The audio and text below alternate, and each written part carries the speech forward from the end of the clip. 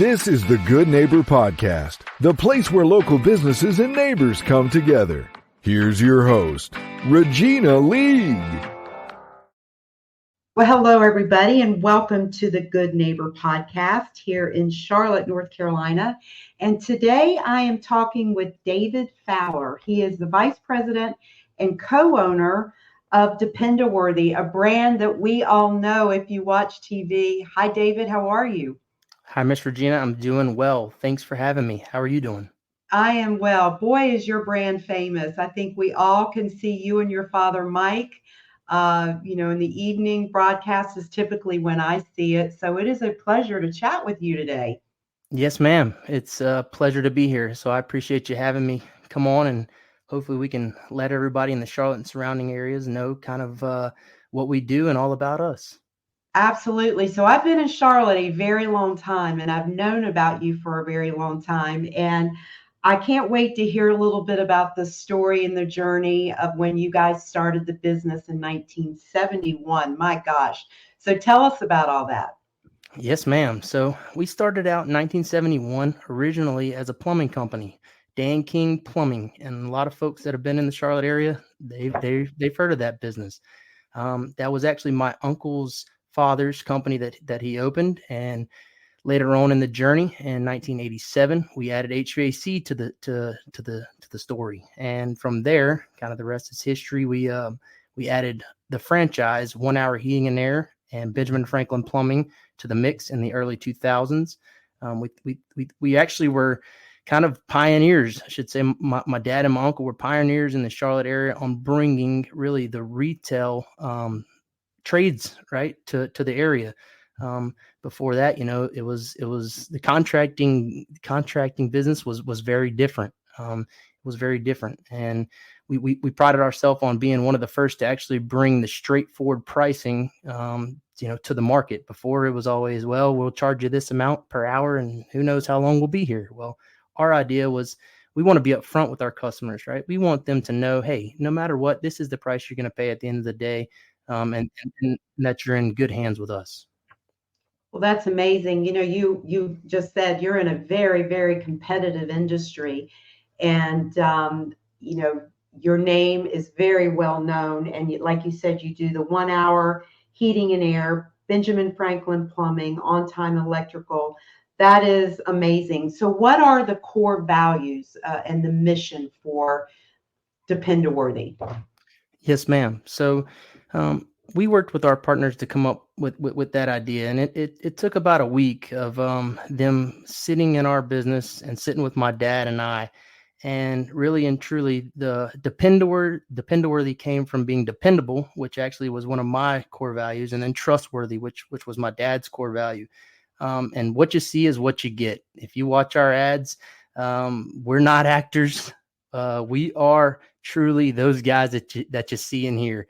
The battle back and forth between Dad and I, that's exactly how we are in real life. And so we just want folks to know that we're still family owned and operated. While there's a lot of competitors in our city being sold to private equity, we are here and we will be here for decades to come. Truly, we pride ourselves on that, being family owned and operated. If consumers feel like they know us, and that's what we pride ourselves on. I can actually speak to this morning. I had a customer call in and talk about how much they loved our commercials, and hey, I'd really love to talk to those guys. Well, I pick up the phone. I call them direct. I think it's important to us that people understand who we are, and that way that gives them a good reason to pick us to do business with. And at the end of the day, we have to earn folks' business, and we want them to know exactly what we're all about. And we pride ourselves really on being there, being reliable, being dependable, and then doing things right. We're not perfect. We make mistakes, but what I can guarantee you is if there's something that needs to be resolved, I'm the first person that gets on the phone and comes up with a solution. What are some of the misconceptions in your industry that you would like to chat about? Yeah, so I think one thing is, especially as many folks might not know this, but a lot of people that have practiced in the trade for years and years are getting older and they are retiring. And there has not been a whole lot of younger generations, right? Even myself, I went to college. I actually majored in nursing, which is so far off from what I'm doing now. And we can speak a little bit about how I got here. But I think it for the past 10, maybe even 20 years, it's been pushed. Hey, I know it was for me. You need to go to school and go get a degree. And I think what's important, at least the message I want to get out there, is the trades are not what a lot of folks think. It's a dirty, it just sometimes has that dirty image with it, and that's not the case. We hire folks that have no history in plumbing, electrical, or HVAC. Matter of fact, a lot of our employees came from hospitalities, whether it was working as a waiter or a waitress, working at a hotel or, a car dealership or, variety of other places. And we have an apprentice program, and we work to train those folks that have the same core values and beliefs, and they get paid right off the bat. So no need to take thousands and hundreds of thousands of dollars of debt on before even getting a job.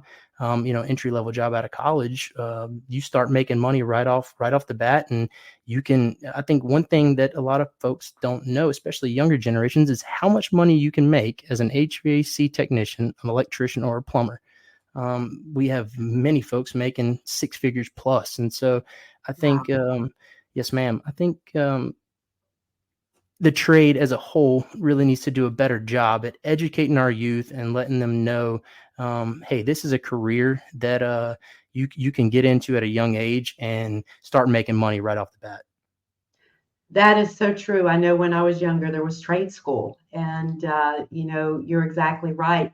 College and that path is not for everybody, but to be able, I think, to work with your hands and earn a good living is such a great point that you just made. Yes, ma'am. And even to that note is folks who went to college, right? I know when I came out of college, even as a nurse, what I was making out of school is a lot of what our folks are making, with little to no experience. And so I think even those individuals that do go to college, right? Because I loved college. It was a great experience. I went to University of North Carolina at Wilmington, and it was a beautiful place. I absolutely would never, ever, ever go back and take that experience away. So even folks that maybe want that college experience and they're coming out and I had a bunch of buddies that were business degrees, and, they just sent out 200 places, right? Every place that they could send their resume to, they did. And maybe two or three would reach back out to them, and that's where they kind of fell. So even folks that have went to college, I would still encourage those folks. We're willing to talk to those individuals, and there's still a career path for them. That is amazing. You've had a full circle to be such a young man, but have you experienced any hardships in your journey to now? So I think, yes. Everyone, I believe, if you're a human being walking this earth, there's always things, right? Life has its way of always throwing you curveballs, right? No matter kind of what you set your mind to or set out to do, there's always things that are challenges.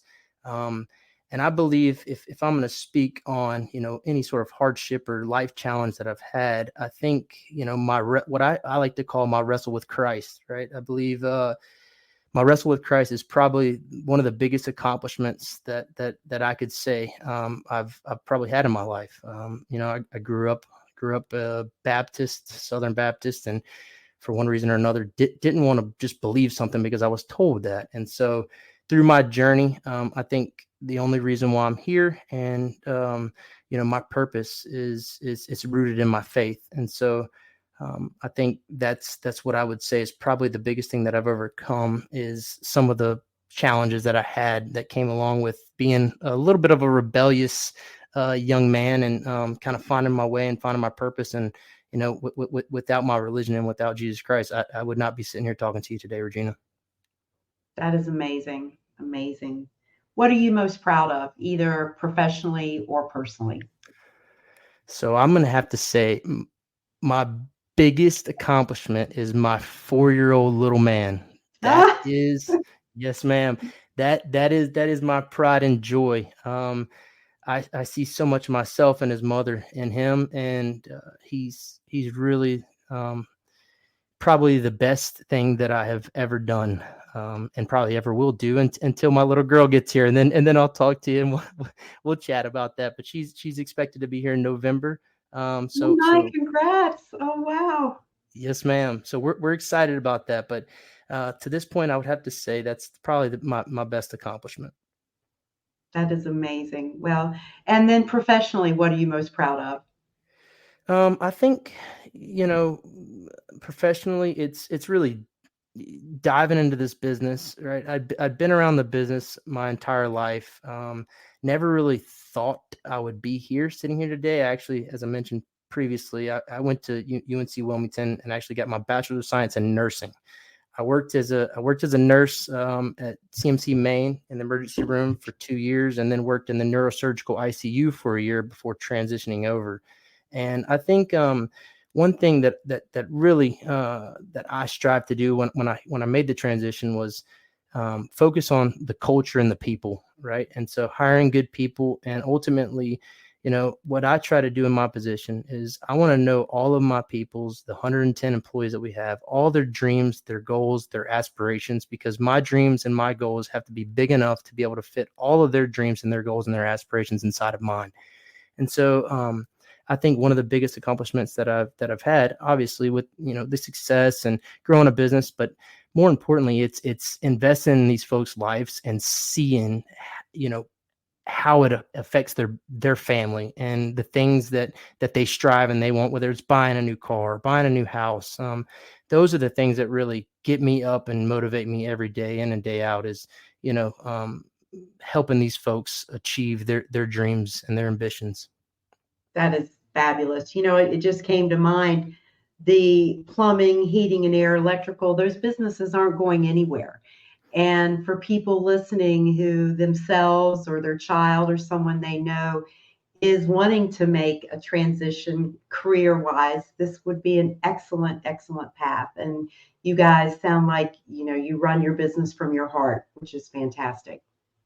Absolutely. I think that's very important to me. Again, the people build the organization. I'm a firm believer in that. My job is to just be here as a supporting cast, and ultimately kind of paint the picture and the vision of where we want to go. But the individuals that make up the organization, the ones that people that are listening to this podcast, if they use our services, they're the faces that they're seeing every single day. Those individuals are the ones that are the backbone of what we do. And I think it's important that we not only support them, but give them the training, the coaching, and the support that ultimately that they need in both their careers, but also their life. Like I said, we truly are a family, and I believe all of my employees, they feel that, and it's important to me that we continue to have that culture. That's fabulous, David. Very much something to be proud of. So, when you're not working, what do you and the little man and wife and soon to be baby, what do you do to enjoy time away? Yeah, absolutely. Quite a few things. I try to keep him outside as much as possible, outside doing activities, whether we're outside and he's, hitting golf balls, or we're throwing the football, taking him to events. I know we just took him to the Thomas the Train up in Spencer, North Carolina, and he absolutely loved that. He's real big on Sonic and Thomas the Train right now. So just trying to keep him. Yeah, actually, we just went to Disney on Ice, so just keeping him involved in things that, keep him busy other than just staring at an iPad. And because it's so easy in today's society, to just have kids that they want to watch, videos and what have you. So I think we really enjoy riding bikes and just doing activities as a family outside. And then me, myself, if I can get time away, I do love to play some golf. But I was about to say, if you've got your son hitting balls, there must be some passion for dad in that. Absolutely, I love playing golf. I would be lying if I said I get to play it as much as I used to, but it's great, and Brooks really loves it, and he's all into sports. He's a big fan of the Carolina Panthers. I said, sorry, buddy. I'm born and raised in Charlotte, and I've been a fan through thick and thin, right, all the way to the Cam Newton when glorious days, and some not so good days. Going back to, I don't know if I should say it on the podcast or not, but there's been some not so good times. And I told him, I'm like, hey buddy, I'm sorry for this, because he absolutely loves him. He's like, the Carolina Panthers. And even when he's playing football inside, and just last night, we're throwing the football back, he's pretending like, mommy, take a picture of the Carolina Panthers, and he loves it. He loves it. But that's been my team through thick and thin. I'll always stand by them. But we'll see. We're in a rebuilding phase there. But again, like I told my little man, I'm sorry, buddy. I'm sorry for making you that part of that fanhood. But it comes with the territory. It comes with the territory. That's right. Well, when you live here, you got to support them. Well, David, it is wonderful getting to know you a little bit better. How do our listeners find Dependaworthy? And we mentioned the 3 businesses that are under the umbrella of Dependaworthy, but how do they reach you? Yes, ma'am. So there's a couple different ways. You can always go online, right? You can type in Dependaworthy 1 hour, Dependaworthy Benjamin Franklin, Dependaworthy On Time Electrical, or you can search them directly, right? 1 hour Heating and Air, Benjamin Franklin Plumbing of Charlotte, On Time Electrical, or you can call our number. We still have that same number from 1971 that will always lead you to our staff, no matter which problem, whether it's electrical, plumbing, or HVAC. And that number is 704-814-7283 or 704-814-SAVE. That is wonderful. It is such a pleasure to talk to you and learn more about this wonderful family business. David, thank you for your time today, and I look forward to seeing you soon. Yes, ma'am, Regina. Thank you so much. I appreciate it. Absolutely. Thank you for listening to the Good Neighbor Podcast. To nominate your favorite local businesses to be featured on the show, go to gnpsouthcharlotte.com. That's gnpsouthcharlotte.com or call 980-351-5719.